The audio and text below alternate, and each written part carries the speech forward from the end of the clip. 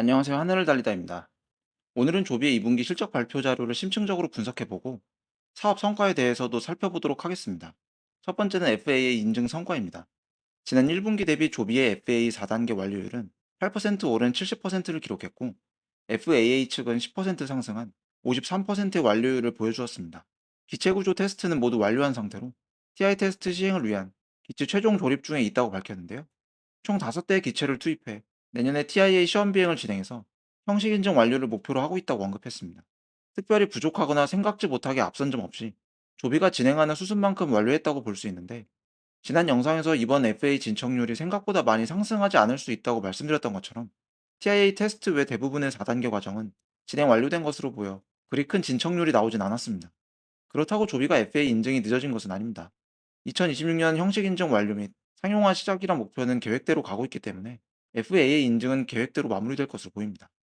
두 번째는 상업적 성과입니다. 크게 세 가지 영역을 중점으로 성과를 냈다고 발표했는데, 첫째, 직접 운영 서비스 구축; 둘째, 국방 및 상업 고객에 대한 직접 판매; 셋째, 파트너십을 통한 운영. 먼저 직접 운영 서비스 구축은 얼마 전 인수한 블레이드 인수 성과를 꼽을 수 있는데, 이 블레이드는 항공기를 직접 소유하지 않고 여러 운항사들과 협력하며 플랫폼을 제공하는 사업 모델을 구축한 기업입니다. 비싼 항공기를 직접 운용하지 않고 플랫폼을 통한 항공 서비스 운영만 하기 때문에 소프트웨어와 서비스 분야에서 독보적인 노하우를 가지고 있는데요. 블레이드의 주 고객층은 비용보단 시간 가치가 중요한 고소득층이나 비즈니스맨들이기 때문에 조비가 에어택시 초기 사업에서 타겟으로 하는 고객층과 겹치는 부분이 있습니다. 한마디로 조비는 블레이드의 항공운송 서비스 플랫폼과 운영 노하우, 그리고 핵심 고객을 이번 인수를 통해 통째로 손에 넣었다고 볼 수 있는데요. 조비는 이미 구축된 블레이드의 터미널과 라운지를 그대로 활용할 수 있게 되었고, 이는 수많은 자금과 시간을 절약해 조벤이 언급한 것처럼 상용화 시점을 앞당기는 결과로 이어지게 할 것으로 보입니다. 또한 기존 블레이드 이용 고객들을 이비톨 탑승객으로 전환시키면서 초기 고객 수요 확보에 대한 부담을 없애 사업 안정성을 높이는 결과를 가지고 왔다고 볼 수 있습니다. 두 번째, 국방 및 상업 고객에 대한 직접 판매는 지난 영상에서 설명드린 엘스 레리스와의 가스터빈 하이브리드 국방 개발과 사우디 압돌 라티프 자밀과 맺은 최대 200대의 항공 판매 계약에 대한 내용입니다. 미국 내 에어택시를 직접 서비스하는 것 외에 기체를 판매하고 유지 보수하는 사업까지 본격적으로 사업 영역을 확장했는데요. 향후 조비의 매출 포션에서 큰 부분을 차지할 영역인데, 이번 사우디 계약만 10억 불 규모인 만큼 굉장히 투자자 입장에서 큰 기대를 갖게 되는 영역이라고 볼 수 있습니다. 첫 번째, 에어택시 직접 서비스 사업의 경우 수직 계열화된 조비의 사업 특성상 실제 운영되면 수익성은 높을 수 있지만 사업이 확대되며 점진적으로 실적이 커질 가능성이 높기 때문에 단기적으로 주가에 큰 호재로 작용하려면 대규모 수주 계약이 이루어지는 직접 판매 성과가 결정적일 것으로 보입니다. 세 번째는 파트너십을 통한 운영입니다. 일본의 아나홀딩스와 에어택시 서비스를 위한 합작 투자 회사 설립 계획을 언급했는데요. 일본 전역에 100대 이상 조비 기체를 배치하여 운영한다는 계획인데, 단순히 기체만 판매하는 것이 아닌 유지 보수, 조종사 훈련, 버티포트 네트워크 개발 같은 에어택시 사업 전반에 걸친 협력을 진행할 계획입니다. 이 과정에서 도요타가 참여하여 일본 규제 당국과의 논의가 필요하거나 지상교통과 에어택시 서비스를 통합하는 방안을 함께 모색할 것으로 밝혔는데, 도요타는 앞서 사우디 계약 업체인 압둘 라티프 자밀과도 중동 지역 세일링 파트너십을 맺고 있어 조비의 지역 사업에 계속해서 연결고리가 되어주고 있는 모습입니다.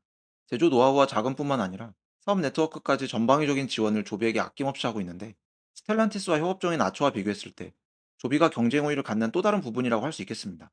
마지막은 재무적 성과입니다. 조비는 이번 2분기 마이너스 3억 2천만 불의 순손실을 기록했습니다. 이는 지난 1분기 마이너스 8천만 불과 비교하여 약 2억 4천만 불의 손실이 증가한 실적인데요. 단순 실적만 보면 손실이 크게 증가한 것 같지만 이 중 대부분은 비연금성 손실로 실제 비용 증가로 잡히지 않는 부분입니다. 2분기 내내 주가가 상승하며 회사가 미래의 주식으로 전환될 수 있는 워런트와 워닝아웃 주식의 재평가가 이루어져 평가 손실이 증가한 것인데요. 이 금액이 1억 4천만 불 정도이고 3호 발행 보통주 손실이 4천만 불로 총 1억 8천만 불의 평가 손실이 발생했습니다. 이 부분과 감가상각비를 제외한 조정 에비타는 마이너스 1억 3천만 불로 지난 분기 대비 동일 수준을 보여 안정적인 비용 흐름을 나타냈습니다. 이 외에 긍정적인 부분도 있었는데요. 지난 1분기 현금성 자산이 8억 1천만 불 정도 보유하고 있었는데 2분기에 들어서 9억 9천만 불로 약 1억 8천만 불이 증가했습니다.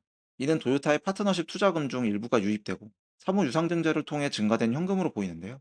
덕분에 조비가 본격적인 양산에 필요한 2027년 초까지 안정적인 자금 활용을 할 수 있을 것으로 보이는데, 이러한 현금 증가 덕분에 조벤도 당분간 유상증자는 없을 것이라는 얘기를 했던 것 같습니다.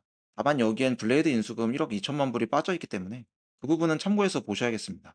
조비의 이번 2분기는 지난 1분기에 비해 많은 사업적 진전이 있었던 분위기였습니다. 서프라이즈한 소식을 발표한 건 없지만, 이는 원래부터 분기 소식을 정리하는 수준의 발표만 진행했던 조비 스타일을 볼 때 크게 문제될 건 없었는데요. 다만 그간 많은 발표 소식으로 기대감을 올려 주가가 많이 상승한 상태였기 때문에 실적 발표 후 주가가 빠지는 건 어쩔 수 없는 부분이 있습니다. 때문에 이번 실적 발표는 단기적으로는 추가 기대감을 채워주진 못하지만, 장기적으로 보면 조비의 사업적 진전을 보여준 중요한 발표였다고 볼 수 있겠습니다. 그간 어떻게 돈을 벌 것인지, 진짜 사업을 제대로 하긴 할 건지 모호한 부분이 적지 않았는데, 안정적인 재무 상태를 바탕으로 다각적인 사업 전략을 구체화하고 있다고 보여집니다. 오늘은 조비의 2분기 실적을 분석해 봤습니다. 다가올 3분기를 기대해 보도록 하겠습니다. 감사합니다.